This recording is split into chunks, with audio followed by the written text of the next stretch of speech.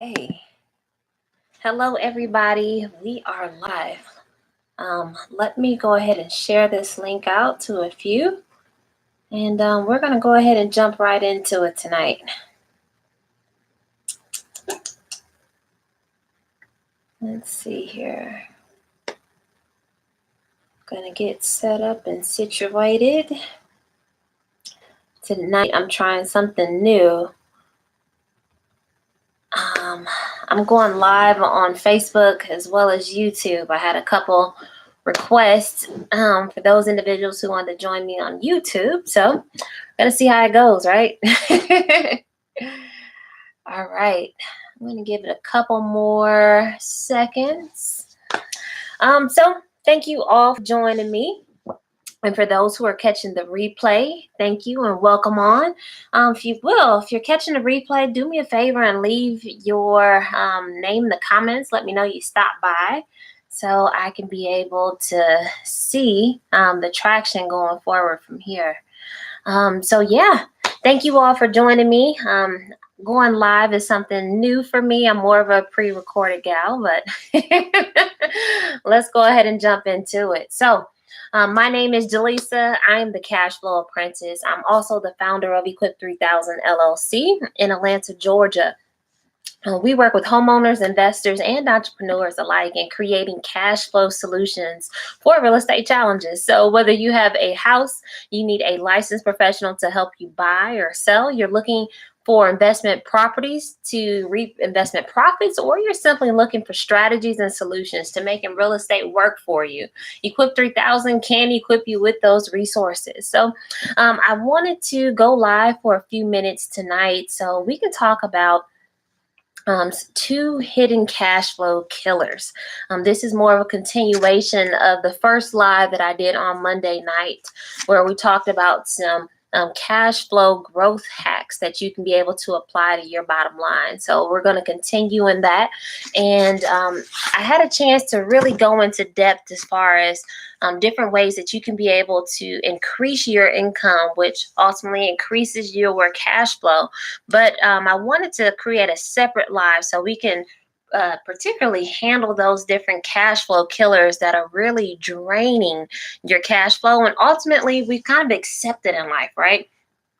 Just like we're all going to pass away at some point in time, right? We've all accepted this, but we've kind of ignored it, right? It's not in the forefront of our mind. And so I wanted to talk about two cash flow killers that may be draining your cash flow, and ultimately ways that you can be able to recoup your funds as well, okay? So tonight, if you haven't already guessed, we're going to be talking about cash flow killers, and one being taxes and then the other being interest. Okay.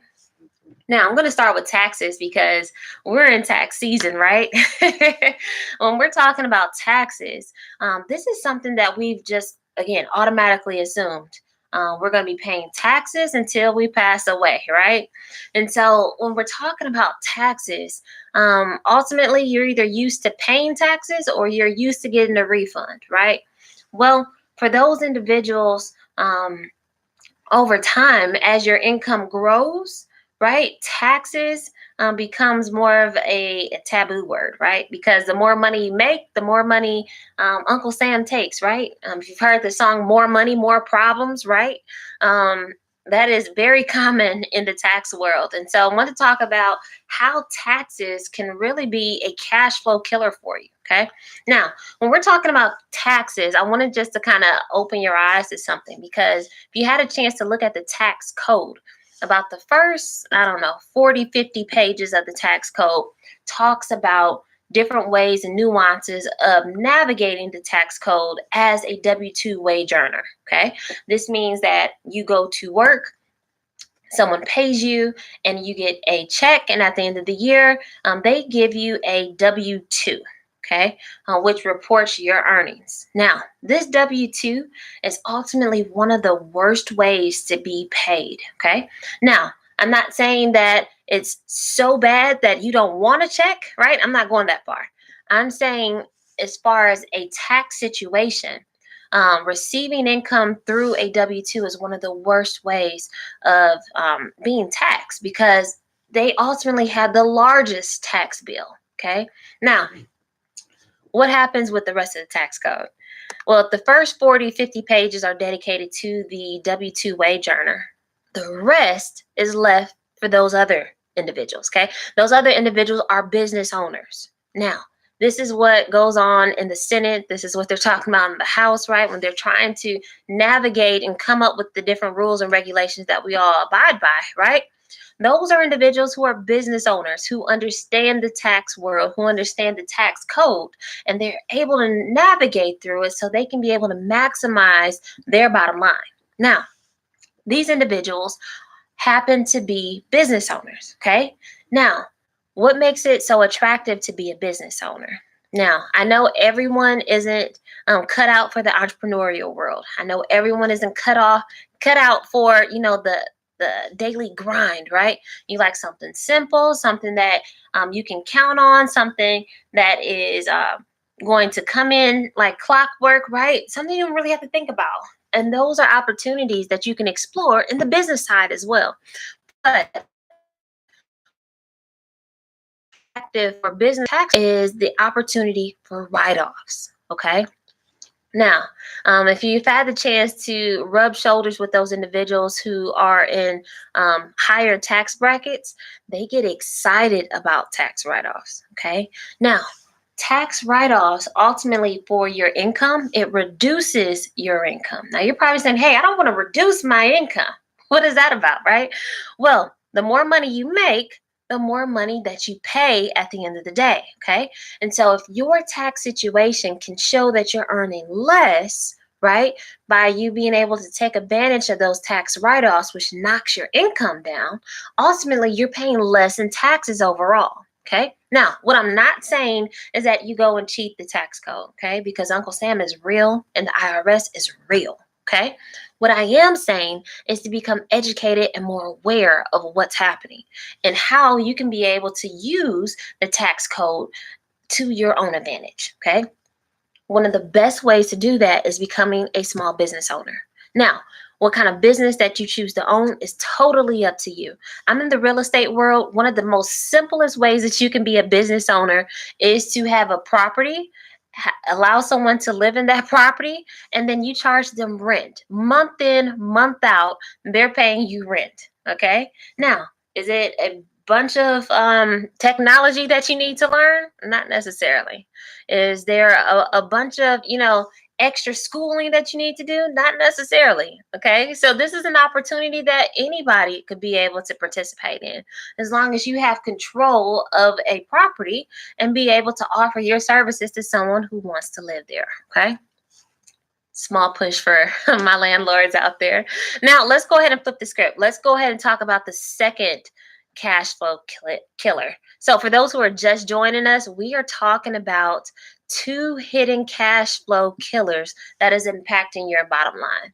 And so we just finished talking about taxes. Taxes is one of the biggest cash flow killers to your bottom line that is out there, because ultimately this is something that we assume that we're going to be paying every year like clockwork, but we don't make any adjustments to the following year as far as how we can be able to lower our tax liability. Okay. Now, the second cash flow killer that I want to talk about tonight is interest. Okay. Again, this is something through the financial institutions that we have partnered with or that we work with, right? That we just assume is the cost of doing business. Okay. Or it's the cost of, having a debit card. It's the cost of, being able to connect with an institution like that. Let's talk about interest for a second. Now, if I asked you which was greater, 6% interest or 21% interest, what would you say? Majority of the people, right, would say 6% interest, okay? There's a handful of people out there that would ask, well, what type of interest? And that, my friend, would be a great question at this point, because 6% interest could be amortized interest and 21% interest could be simple interest, right? Now, you're probably saying, hey, interest is interest. But at the end of the day, if you have 6% amortized interest, That's actually greater than 21% simple interest. Okay. Now, I have an entire training on this where you can be able to learn more about interest, taxes. It's called the Cash Flow Insider. I'll actually pop the link in the comments for you so you can check it out. But ultimately, with interest, you want to be aware of what type of interest that you're paying. That's number one. Okay. Understanding any fine print, right? If you miss a payment or something happens in the agreement that you've agreed to, right? There's opportunities where institutions can actually increase your interest and you didn't even know about it, right? I was sitting down with someone and putting together their cash flow plan, and we were going through their budget, right? What they listed on their budget, what they thought they were paying in interest, and when we actually pulled out the statement to double check, it was actually 5% greater of what she was actually paying than what she stated. Okay. So, again, I just say this because a lot of people aren't necessarily aware of the interest world. Okay. There's a quote that says, "Those who understand it earn it. Those who don't pay it." Okay. I believe Einstein gave us that information. But again, those who understand interest, they earn it. Okay. There's opportunities out there for you to be able to earn interest. But those who don't understand it, they just kind of pay it because, again, they're on autopilot and they're not aware. Okay. So when we're talking about interest, there's a variety of different products that are out there. Banks have a very strong habit of advertising products that will yield them the highest interest rates, right? Where they talk about different loan products that are out there. They're pushing loan opportunities your way, telling you about different advertisements that they're sending to your door, sending to your email box, right? All of these things, right? There's also ways that they get you as far as the cute introductory rates, right? You get 6 months, no interest. Great. But you fail to understand what happens after the 6 months pass. Or, you get a certain introductory period, but then it jumps up later. Or my favorite one, the variable interest rates, right?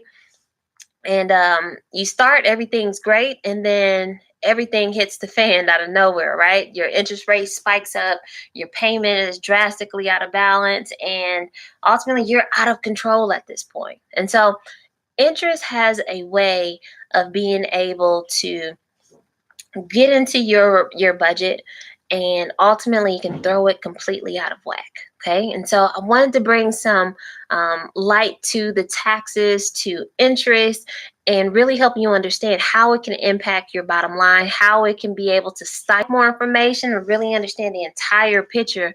I actually created a 3-part training that you can be able to access, and that's through my Cash Flow Insider. I go in a lot of details of helping you understand how taxes can impact you, how interest impacts you, and more so how you can now gain control now that you're understanding of these 2 hidden cash flow killers, how you can now take back control.